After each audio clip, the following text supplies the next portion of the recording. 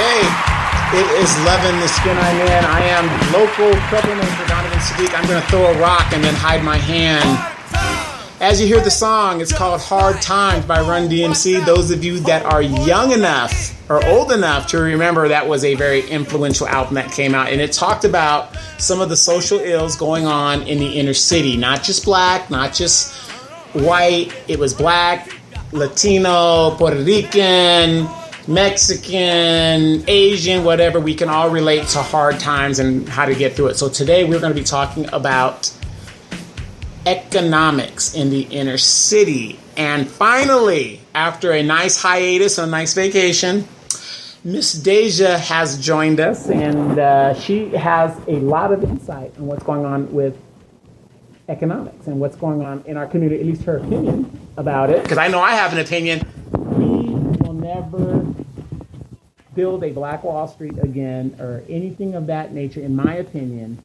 When you are living in the ghetto, what they call the ghetto or whatever you want to call it, and you're buying $300 Jordans, $400 weaves, and all that other stuff, you will never get ahead, because instead of investing your money in stocks and things that'll get you out of the hood, they glorify them. What's your take on economics? Yeah, we do need to get away from buying name brand stuff and get into stock. We really do. Right, but why is it that people are buying Air Jordans and they can't even play basketball? Who says they can play basketball? In general, a 3-year-old child cannot play basketball. Oh, yeah. No, a 3-year-old child. A 9-year-old child cannot play basketball on that level. I think everybody just wants to buy it because it's a status quo. And then they wonder why they never have any money. That's so very true. So you're in a situation, maybe you're on Section 8 or whatever, and the whole goal of our existence has always been trying to get out of the ghetto. But now you have kids now that are glorifying staying in the ghetto. You're getting a Section 8 voucher. You don't own that house. No. You will never own that house. No. But what you should be doing is putting some money over to the side. Right. Now, let me ask you this. Why aren't we doing that? Why aren't we taught to do that? What's going on to where they're taking all of their money and suckers like me are paying the price? Well, I think it's everything, just your environment, everything. Not even just your community, social media plays a big part on it too, glorifying it. And not only do we have social media doing it, but we have the rappers and the artists, our artists. Mm-hmm. That's mostly what they rap about, is money, hoes, and clothes, right? That's all the brother knows, right? Okay, but at the same time, they're finding out that these rappers are broke them damn selves. Yeah, because you know why? Why is that? Because they spend the money without looking at the price tag. What did he say? Well, he said the same thing. Yeah, but even looking at the price tag. What you mean? But okay, I'm going to give you a. That's not teaching the people that's listening to your music about how to invest your money or how to save your money. True. Now, if they start actually teaching about economics, and they do teach that. It's called college. No, I'm talking about the people. I'm talking about the rap artists. The rap artists aren't even in a position. How can you teach economics when you haven't finished school your damn self? Some of them have finished school. Right, but okay. Some. The ones that we can't understand. Well, yeah. I mean, Kool Moe Dee finished school. Young MC finished school. I can go on and on about the old school rappers, but these young rappers, most of them, because if that was the case, they would be saying, hey, I got a PhD in blah, blah, blah, but their PhD isn't a player-hater degree. You can't teach what you don't know. So that's so very true. And why are so many artists, black artists, going broke? Because they don't know economics. So let me ask you this. Number one, what's our first phase? To me, what the first thing you got to do is stop buying stuff that's out of your price range. Of course. It would make a big difference. Work on your credit. Well, you shouldn't have to work on your credit when you're just 18 years old. You're going to community college, and then you find out your mom has been using your Social Security number, putting lights and cable, and messing up your credit. They could contest that, can't they? No. Ooh. No. What, your mom did that when you were 8 years old, so now it's 10 years later, you're going to contest it? Yeah, you can still contest it. It's still on your credit. messed up. Because if your mom, you're connected, they're like, well, we don't know if that's a scam. We don't know, They're like, I was 8. Yes, but your mother was in charge of you, and your mother doesn't know any better? Is that what she's teaching you? Shouldn't do that. You shouldn't do that. So what is the first building block into doing economics? Well, what should we do? I would think we probably should, when you get your first paycheck, learn how to put some money to the side. How much money? How much of your paycheck, percent-wise? Percent-wise? Yeah. I would at least say about 20%. Try to do 20%. That's a good number. You should always put at least 25% of your paycheck to the side, if you can. If you can. Right. 20%. And then... always pay yourself first, 20% for yourself. Yes. Because otherwise you end up hating yourself, and then... Because you're so busy working, you got to have money to go do things that you want to do and have fun. That's true. So you take 20, so that's almost... So you got 55% of your paycheck left to pay your bills. Budget. You better learn how to budget. Right, but then again, you got a budget, but then I don't understand why people are still broke, because if you're getting $800 in food stamps, your food is taken care of by me. Mm-hmm. So you don't have to worry about food, right? You got a Section 8 voucher to where you're paying, let's say, $100 in rent. Mm-hmm. So your housing's taken care of, right? Yeah. Now, I don't know, let's just say it's $1,000, even if you just made $1,000 a month. How much have you actually spent just now? Man, you should have put a lot of that to the side. You should have at least $300 after what I just said to do something and invest it. Every month. And when I say invest, like I said, not everybody's good at the stock market. I wouldn't say... You can do it, whatever. You can buy a car, buy it, sell it. Well, yeah, but what about a rainy day? What about the kids' college fund? What about things like that? Put stuff away for college. You can open a CD account in a bank, most likely a federal credit union. Get out of these banks. I don't know why Hispanic and blacks are into the banks when the banks crash the economy. So I'm not gonna do it. Can't do it. and they charge you for all these fees, and and that's another thing to do. By going to a credit union, you won't have as many fees, which saves you more money. Take $100 out of that $300 that's left, put it into a CD account instead of at 0.001%, you can get at least a 3% kickback. Yeah, you want to try to put it in the highest percentage that you can, but if only $100, you're not going to get that. So, or a Christmas account, which is still higher than a regular savings account, interest rate. So but you just got to look at the interest rate. See which interest rates. True. Because the higher the interest rate... Of course, the more money you're going to get. But the higher the interest rate, you got to put like $25,000 to open it. If you want a really good rate. But let's just say you're just opening up a general marketing thing. You're going to get at least 3%. That's still better than 0.225. So you do that. You open a CD account for a year. You can put into it, but you can't take out of it. That's fine. Because we know in our neighborhood, like there's always an emergency. Oh, I got to take from that. I got to take from that. It's just like your 401k. You should get a job that at least have a 401k. That's why I don't like Walmart. Okay, right. But a 401k, that's still gambling, so you're still taking a chance. Still gambling. But at least you're trying. Yeah, at least you're trying. Okay, so you have a 401k. You work somewhere for 20 years. Then you've been... I heard about a couple of those people. Then you've been pre-programmed to go get another job. So, what's the point of the 401k? Well, basically, I don't want to get another job. I want to start being my own boss. Right.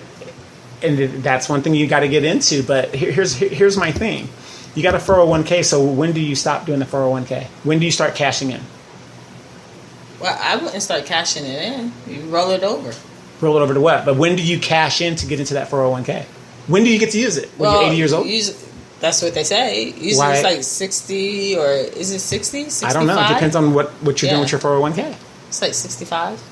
It depends what you're doing with your 401k. And a lot of companies now are getting rid of the 401. IRA, You can do an IRA, but then when do you get to use that? Just hold on to it. But when? You're holding on to it for how long? Well, why do you want to spend it? Because that's why you're saving it. My point is when you get to use it. I don't want to be 80 years old talking about, hey, honey, let's go to Hawaii. When do I get to use it? So you have to put in your mind what your plan is and when do you plan to use that. What's the point of saving all of this money and then you're 90 years old. I don't want to be that old. But that's what I'm saying. You got to have a plan of when do you plan to use it. It doesn't make sense to save all that money to do Exactly. what your grandkids can use it. You saved all the money so they can use it. Totally ridiculous. That is ridiculous. But a lot of people think that way. Yeah. So you got to have a plan with that. So you have a 401k. A lot of companies are getting out of the 401k business. And they don't want to match funds. They don't want to do those things. So what do you do then? Find an investment or a stock. Something to invest Well, in. 401k is stock investments. But you were on the right track. You said start thinking of opening your own business. We got to stop thinking about working for somebody else and start working for ourselves. That's that black thing. See, that's that Black Wall Street I was telling you about. Okay, well tell me about it. Give me an idea. So I want to go into business for myself. What's a good business to venture into? Well, since you know people that like to buy Jordan so much, why don't you open up your own shop? Number one, I don't want the liability and the bullshit that goes along with it. And I don't want to be robbed. I'm going to give you a good example. Right now, what's going on in the flooding in Houston. What do you think some of the ratchets did as the water was rising in Houston? What do you think was the first thing that they did? And there's videos Hopefully- all on YouTube. Hopefully getting some food and water. No. You're going to tell me something different. They are looting hair stores. Ooh. Now, smart idea, but why is it that we have to steal for something that we could do for ourselves legally, and every other group is doing it, But us. financing but us? So why is that? So a natural disaster is going on, like you just said, and instead of getting water and food, something that's important, dry clothes, diapers, stuff like that, we're stealing. And this is all on YouTube. People are going to say, oh, he's talking bullshit. This is actually happening. Look it up. Houston, Harvey, flood, looting. And you're going to see nothing but black folks looting hair stores. Not grocery stores, hair stores. And you got to think about this. Who knows how long it's going to take for that area to, To subside. Yeah, to subside and stuff like that. So having all that hair, you're going to have to store that hair somewhere. Everything is flooded down there. So what's the point of even doing that? Because now you're going to have hair that might have mold in it. And then you know who did it. But isn't that crazy? Why is it that we could think of things like that? And I'm not downing what they're doing. If you could think of plans like that, why can't we think of plans to economically get us out of the situation that we're in? That's sad, isn't it? It's very sad. Because we're not a dumb people. Civilization No. was started By on... us. Exactly. So knowing that, why are we doing these crazy things we shouldn't be doing? I can't tell you why they do what they do. So back on topic. So if Miss Deja, if we were asking you, what would you open up if you were a business owner? I'm giving you $100. No, I'm giving you $500,000. No, I'm giving you $250,000. What would you invest in? What would you open as a business here in Moreno Valley in reality? Okay, that. Please do not say Mexican restaurant. We don't need any more Mexican restaurants out here. No, that is going to take it. I can't just say it right off the top of my head. That. Well, just throw some ideas out there. See, that's what I'm saying. You got to have an idea of, like right now, if you had an opportunity and somebody was going to give you $250,000 right now, they say, give me an idea. You can't just say, well, I can't do it. You better come off the top of your head with something that's viable, right? True. Because we got to stop playing the, well, I'm shy. No, hey, this is your opportunity right now. Tell me what it is you want to open up right now. This is the deal. This is the apprentice. This right now. This is your opportunity. What would you invest in, Moreno Valley? Like an actual spa. Okay. Where you go get your hair done. And that is a mask. And you know what? You see what I'm saying? When the pressure's on you, you can think. But here's the thing. I've gone to some of those spas. And do you know the only people I see working in those spas? Asians. Vietnamese Asians. Not one black person, not one Mexican person, nothing like that. We have to change. But guess who goes to the spas more than anybody else in this town? The blacks do. The blacks and the Hispanics do. Does that make any sense to you? Does not. But That would be a great idea, though. So I think that, and I think that $250,000. yeah, I think that would be a great investment. I think it would. I mean, the whole you're gonna go get a mud bath, the whole shebang. So of course you got to have something that's going to be different than your competitors, correct? Yeah. So you want to do the whole actual. Like you could walk in looking like Halle Berry did on Losing Isaiah, then walking out looking like right. But then again, look at your customer base. Can they afford to go to that? Because to build that, let's say it's going to take 75% of the $250,000. You still got to get your products and all that other stuff. You got to think about this whole thing. That in Marina Valley, I don't know about Marina Valley. Maybe See, Victoria Gardens. See, that's what I'm talking about. You got to think of the whole thing. Why don't we think like that? We should. Maybe we should start something different. Just something different. That's what I'm saying. Why? Okay, I'm gonna give you an example. Louisiana seafood. Okay, nice place. I like it. It's great. Now I was born in Louisiana. I'm not from there. I was born there. I go there all the time. So I know what my mom's Louisianan, both sides of my family. So I know what Louisiana seafood is and what's really good. Nobody makes seafood better than my mama. Okay. It's just simple. It's all in her head. She could just make it. Boom, boom, boom. Put it like this. Every time my mom comes home to California during the holidays. No, she wants to cook. That's what she wants to do. That's why she comes here, because I'm her baby boy. She wants to cook, right? Everybody lines up when my mom comes into town to get her groove for her gumbo and stuff like that, because it's not written anywhere. It's something that she knows how to do. And so it's an event. Now, just because you're a black business, you can't expect, you got to come to my business because I'm going to go to where it's affordable and what I can do. True. So, like you just said, our economic base here in Moreno Valley, it's not good. It's not for what you want to do, a high-end spa. Not for Moreno Valley. Not for Moreno Valley. They're not ready yet. We're not ready. When do you think we will be ready? Maybe when we start getting Amazon and PG, they start paying for some of these roads and stuff that they... they're not going to do that. So. Look, the minute that Moreno Valley starts asking for them to do more than what they're doing, they're going to pull out of here. And that's what most of these companies do. Once they're finished in the area, or they've got to start paying their fair share or whatever, they pull out and they go somewhere where somebody else wants to do what they want to do. And we'll be left with an empty building and all that other good stuff, which is what you're seeing right now. Oh, so that empty building, maybe we could turn that into a youth center, something for the kids. That idea has been floated several times, but guess what? Nobody's doing it. The city, no, they rather deal with Mr. Benvizi, which is a different story. And we've got plenty of warehouses here in the city. That's Belle. She's doing her thing. We've got plenty of warehouses in the city that you could build a library, brand new library. I know that library is kind of small. Well, I was here when I was here before we didn't even have that library. It was smaller than that. That was like a huge thing when it was opened in the 80s. That was a huge thing. Black economics, number one is what we got to start doing is make the sacrifice. Stop buying $400 weaves if you're on Section 8. The whole point is to get off of it. It's a temporary situation. When you live into that system, and don't get me wrong, that system is there to help.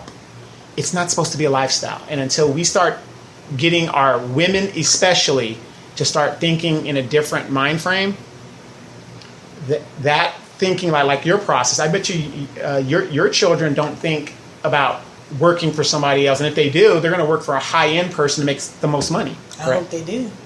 Right, because that's the thing that you instill in them. That's right. But you don't want to... I'm going to tell my daughter she got to be a lobbyist or be a congressman or something. Right. Well, she's on the right track for it. Yeah, absolutely. But that's what I'm saying. But if you have why settle for a regular job? Exactly. But if you're in the ghetto and you see your mama working, not even working, she's sitting on her butt watching Jerry Springer. She's getting Section 8. She's getting a free house, a free rental house temporarily, food stamps. That's what you're going to impress on our young boys and our young girls, and they become older. And so what cycle do they start? Because they don't see mama achieving. Daddy's in jail, in and out of jail. So what? You are what your environment is. And I say this all the time. You try to teach them to think outside the box. Exactly. And that's what I'm saying. Until our women start making better decisions and start thinking other than themselves, that Black Wall Street that you keep dreaming about, that used to be, will never happen. Because we're teaching our kids, oh, buy name brand. You can't buy name brand if you're living in the ghetto. And that's what makes you longer to stay in the ghetto, because of the money that you could have saved over an 8-year period. On that? That could have gotten you out of there. Because you invested it in an IRA account and so on and so forth. That's because they're not taught that. That's my point. Well, maybe we should get some mentors out here. Let's see. If you are smart enough to know that Jordans are a high-end tennis shoe versus Pro Ked that you can get at a grocery store, right? Because I remember when I was a kid, you could go into a grocery store to get like your meat, and you got a grocery store like Winco, and they'd have that little section where they have like commercial goods, and in a pile was a bunch of shoes for like discount. And my mom and we used to go there, and you'd have to find like the left shoe and you match them up together, and it was like $3. But that's was our shoes. But we were kids; we didn't care. Yeah, well, I think we're that young anyway. They shouldn't care anyway. They're gonna grow out that right. shoe size. But the point is, though, if you're teaching, and then they're gonna be playing outside in shoes. But if you're teaching your kids this is what you should have, and they really can't afford it, that's why they will stay poor. Because what does a 4-year-old kid have to have Jordans for? Please explain that to me. They don't know the difference. Why do you think I need to explain it for you? I don't know. Well, I don't have a 4-year-old that's going to wear Jordans. But what I'm saying is that attitude, until the mothers who are raising the children start thinking in a different... Like I said, why are you... Well, you're a hardworking woman, so you're not sitting on your laurels. But what I'm saying, I know you've got girlfriends and friends that you can just look at and be like, girl, it's... You're taught that. It's how you're taught by whoever your primary parent is. So, like me, people don't understand. To me, there's no difference between Winco milk versus Haagen-Dazs milk. To me, it's milk. I don't care. Okay, so milk, we're good on. Right. But once you start talking about cheese, I don't do cheap cheese. Okay, what's cheap cheese? Okay, like cheese tastes different. Some may taste like cardboard. There's mild. There's all variations of it. But you take a mild cheese Kraft versus Winco mild cheese Kraft. We're not talking about Velveeta and that sliced stuff. I don't eat that. I'm talking about Tillamook. I don't do cheap cheese. I'm just because you can taste. Well, I don't know. When you cook. Okay.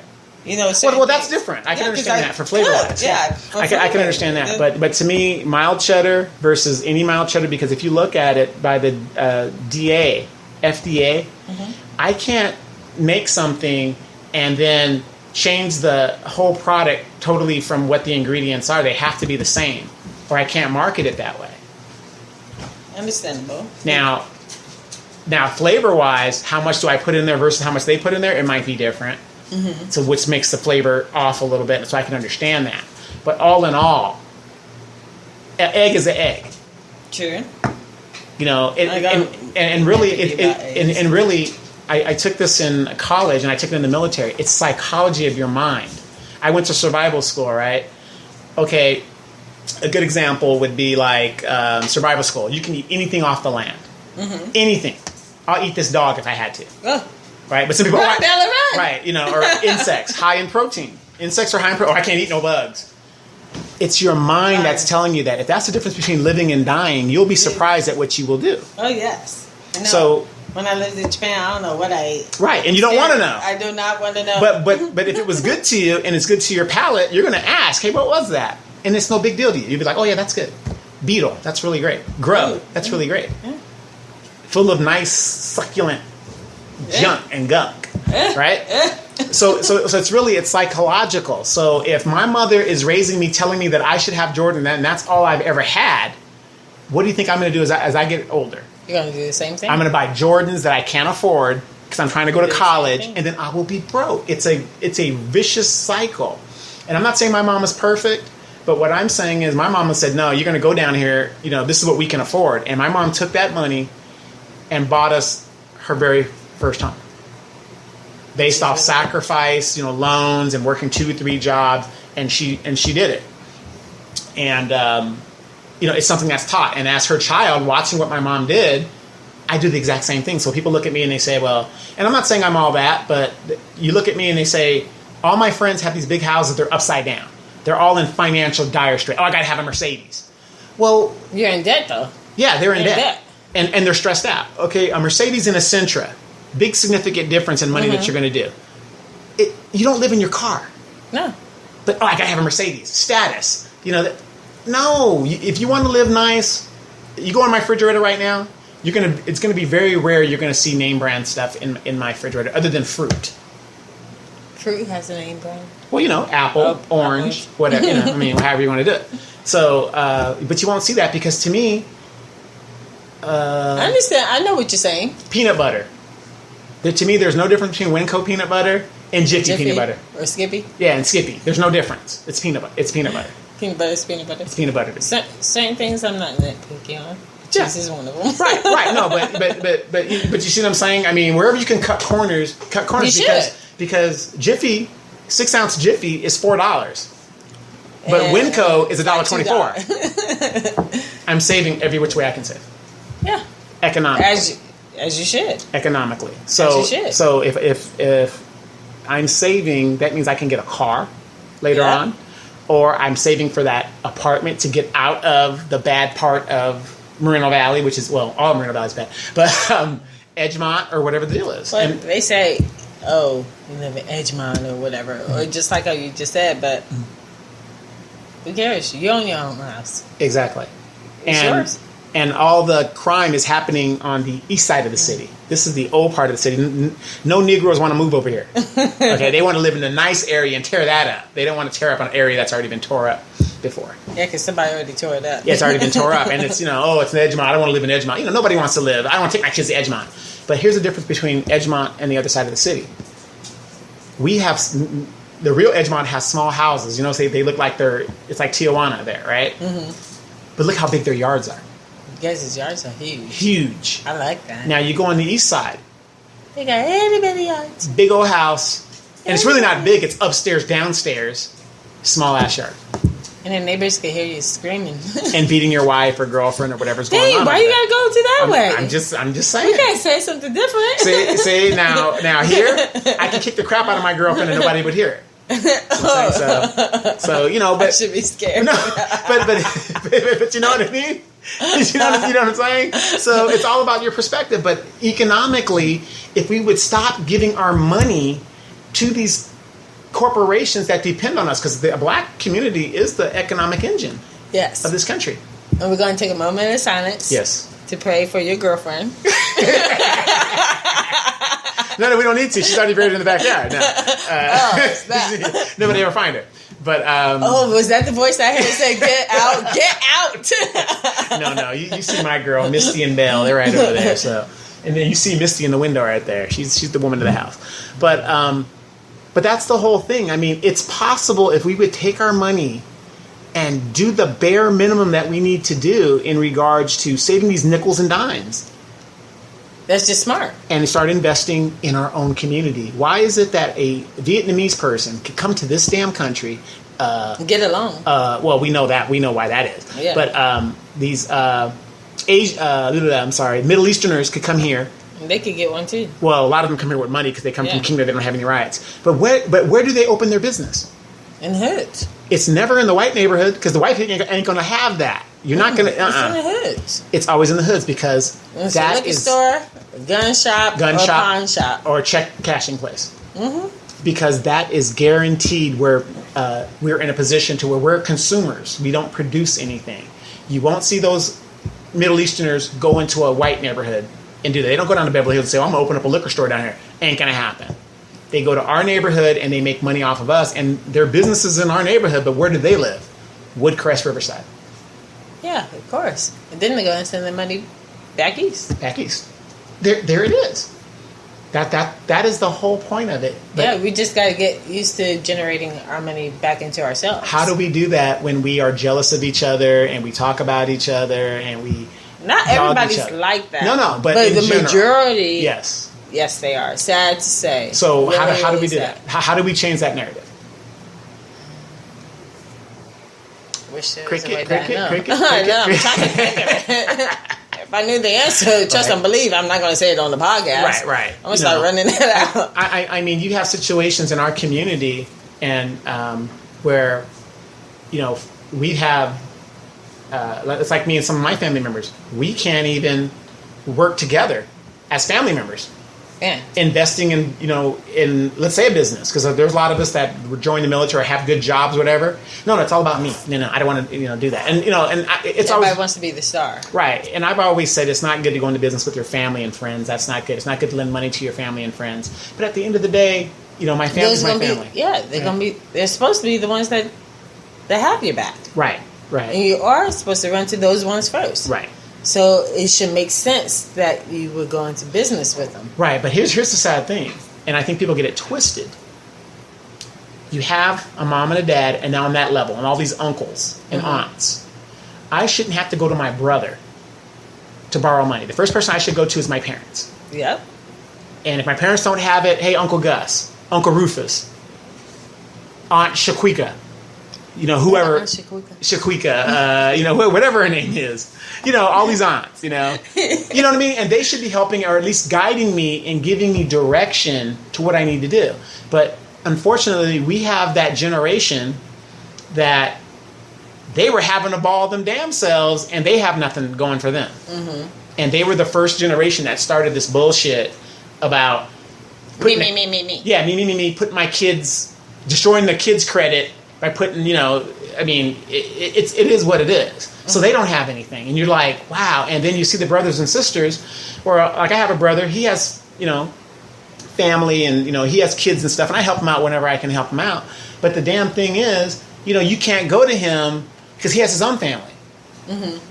It's like, well, I don't want to inconvenience that guy or dog him out or whatever the deal is. But then I do what I can, to help. Speaking for myself, to help my nephew, I do what I can to do what I do. Because his mother's stationed out here, and that's a different story. But, and they're fine.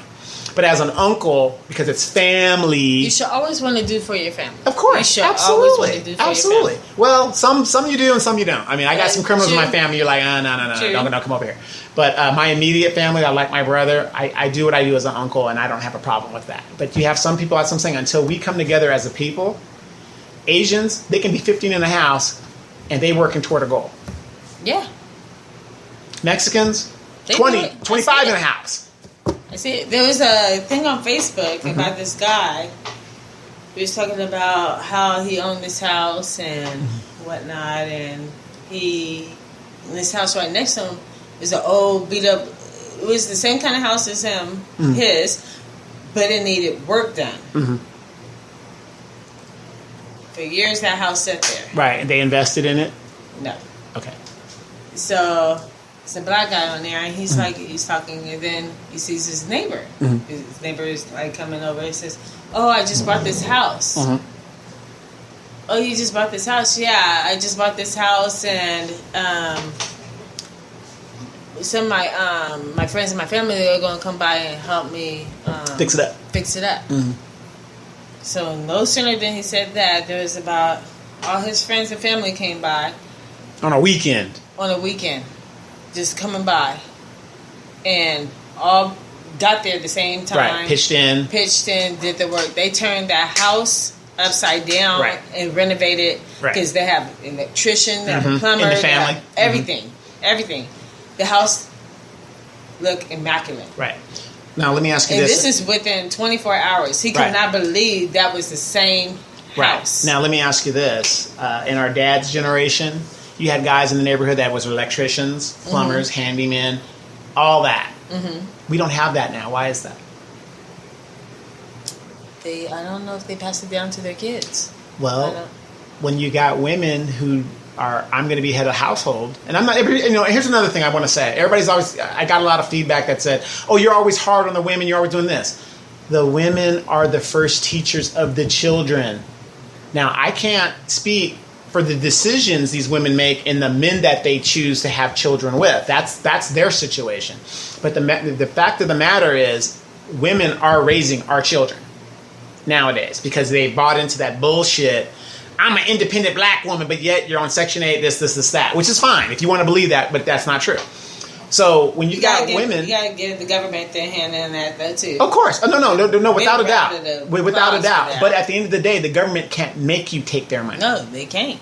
So I put the blame on the individual person. Because I'm going to sit here and say the same thing. My mom was on welfare after my dad died. 6 months, got a job with Disney, got the hell off of that shit, did what she had to do, whooped ass, and took care of business. Period. That program is to help people, not a lifestyle. No, it's not. You're not supposed to. So I know the government has a part in it, but the government can't make you take the money. And the fact of the matter is, women are raising the children for whatever reasons. Now, because there's been almost 2 generations of that going on, you have these young men who have no skills whatsoever. They can't change the oil in a car. They don't know how to do anything but play Call of Duty. Whose fault is that? That's the parents' fault. Well, the mom's fault or whatever. Exactly. But nobody wants to. I'm not trying to be indicted. You got to put the blame where the blame goes. As simple as that. Because here you are. You had a strong dad. You had a strong dad. Yes, I did. And because you had that strong dad in your life, whatever the reasons are, whatever the deal is, you are a strong woman, and I can see that reflected in your children. They have a sense of who they are and what they're doing. Now, explain that. How can you do it? My mom did it. You're doing it. But a majority of these women aren't doing it. They wasn't taught that way. Right. But even if you're not taught that way, you've got an uncle that you respect. There's somebody in your family. Hopefully. Preferably. But even if there's not in your family, there's a friend or somebody you want to emulate and say, well, my son is this. I want him to be this kind of man. But it depends on how they're growing up. True. But even if you're growing up as a parent, it takes a village to raise a child. Not necessarily. No, I'm going to have to disagree. Sometimes it does. But there is that thing called free will. Here's what I'm going to say. Free will? Free will, absolutely. There is no parent that I'm aware of that wants their kid to be raised in poverty and to grow up to be nothing, because that's a waste of my time. No. You always want your kid to be better than you. Right. Successful. Take that baton and move it a little bit farther. Yep. Always want that. Right. What do you think we're struggling for? Right. We're struggling so that you can struggle in a different sense of struggling. Right. To help us evolve even more better. Right. So my thing is, when these boys don't know what to do, whatever, I have to put the blame on where the blame goes. Because my mom didn't know anything about auto mechanics. She was a single, widowed mother. I didn't know anything about auto mechanics. But you know it. I had to learn. Right. But my mom had to learn a lot of stuff. Mm-hmm. But here's the thing. My mom's at an age right now where she taught me when we were growing up, once my mom programmed us the way she wanted us to be, my mom would come home and lay on a couch, and she can dictate everything from that couch. You know that mama hearing you guys got? Y'all can hear everything. My mom didn't have to worry about nothing. I think my mom's worst time in her life was when I graduated high school and me and my brother left for the military the same exact day. Her life was never the same. Never the same. Not saying that my mom didn't like that, but she was so used to having us there taking care of everything. She didn't have to do anything but pay the bills. That's all she had to do as a mom. That's it. That's all. Not to say it like that. Mm-hmm. I think every family should be working together as a unit anyway. Right. Every person in the family has a job. And it teaches kids structure. Mm-hmm. So if they don't have any chores or have to do anything, then you're not favoring that child. You're not disciplining that child. You're not preparing that child for the real world.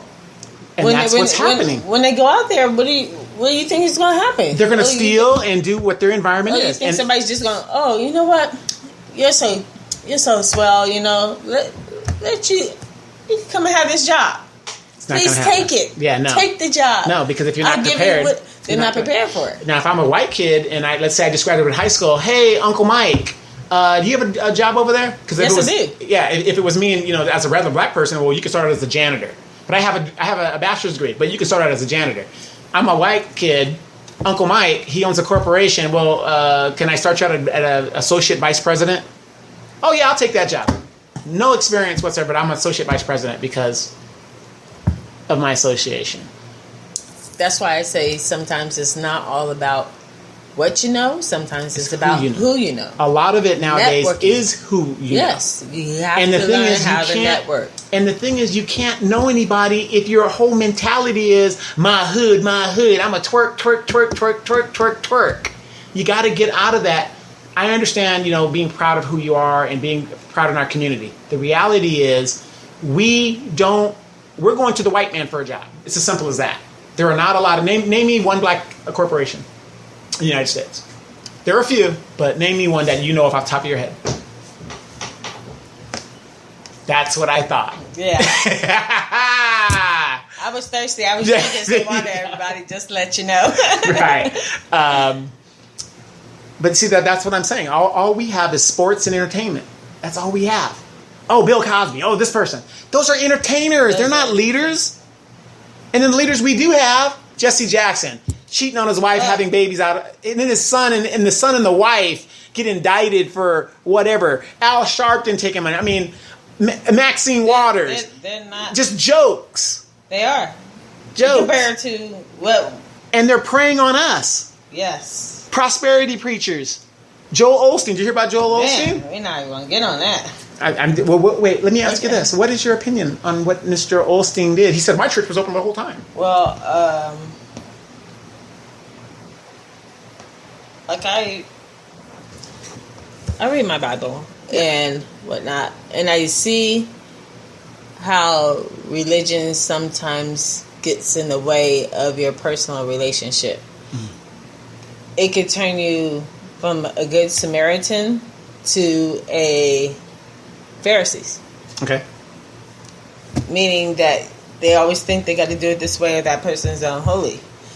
But who's really the unholy one when it's in your heart?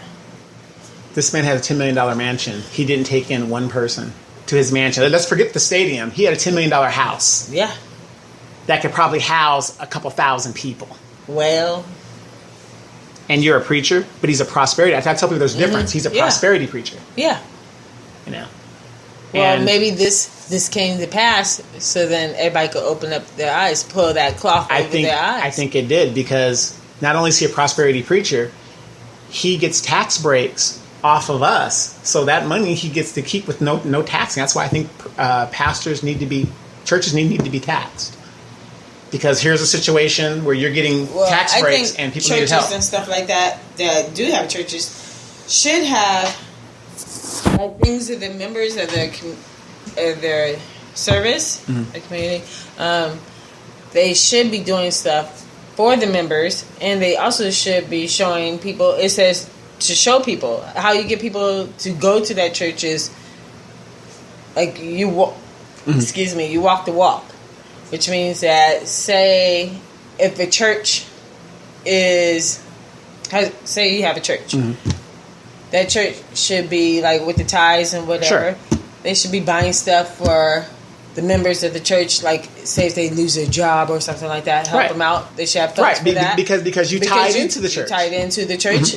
I think they should also have a garden. So then now they're members of the church. Everybody can take turns. But that's not going to happen. Wait. It's like what I just said with a family, though. Right. Everybody has a job. As a church, everything has a job, though, too. Right. Just like how you have people that's teaching your young. Right. Teach them economics, too. Right, but see you should be what you're treading there is communism. They did that in the 70s. Well. Where everybody works together. It's like a commune. Jim Jones, Guyana. All you have to do is don't drink the Kool-Aid. I love it.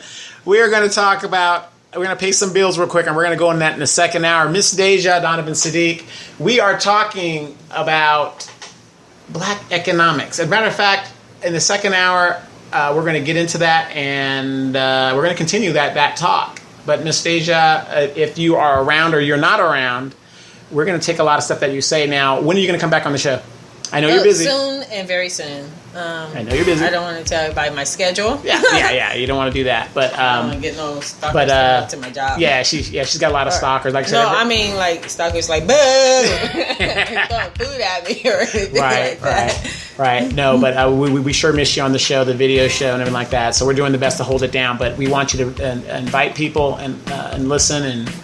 You got something in your mind. I have a couple of people who would love to be on the show. I would love to have them.